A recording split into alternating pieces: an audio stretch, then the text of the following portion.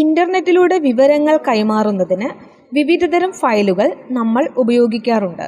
ചിത്രങ്ങൾ, വീഡിയോകൾ, ഡോക്യുമെന്റുകൾ അങ്ങനെ വിവിധ വിഭാഗങ്ങളിൽപ്പെട്ട ഡിജിറ്റൽ ഫയലുകൾ നമ്മുടെ നിത്യജീവിതത്തിൽ പലപ്പോഴായി നാം ഉപയോഗിക്കേണ്ടി വരാറുണ്ട്.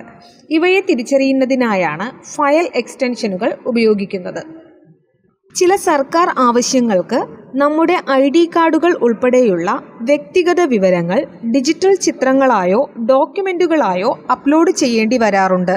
ഇത്തരം ഫയലുകൾ ഏത് തരത്തിലുള്ളതാണ് എന്ന് സൂചിപ്പിക്കാൻ അതിൻ്റെ പേരിനൊപ്പം കൂട്ടിച്ചേർക്കുന്ന ചുരുക്കപ്പേരിനെയാണ് ഫയൽ എക്സ്റ്റൻഷൻ എന്ന് പറയുന്നത്. ഇവ പൊതുവെ 3-4 അക്കങ്ങളും അക്ഷരങ്ങളും ഉൾപ്പെടുന്ന ചുരുക്കെഴുത്തുകൾ ആയിരിക്കും.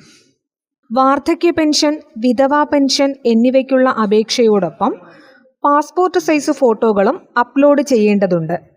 ഇതിനായി നമ്മൾ ഉപയോഗിക്കുന്ന ഫയൽ എക്സ്റ്റൻഷനുകളാണ് .jpg, .png എന്നിവ.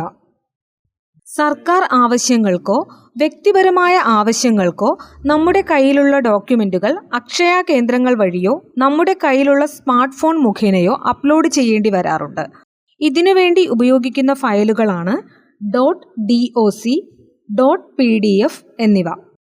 ഇവയ്ക്കു പുറമെ ഓഡിയോ രൂപത്തിലുള്ള ഫയലുകളെ .mp3, .wav, .ogg, .wma എന്നീ പേരുകളിലും വീഡിയോ രൂപത്തിലുള്ള ഫയലുകളെ .mp4, .avi, .mov എന്നീ പേരുകളിലും ഉപയോഗിക്കുന്നു.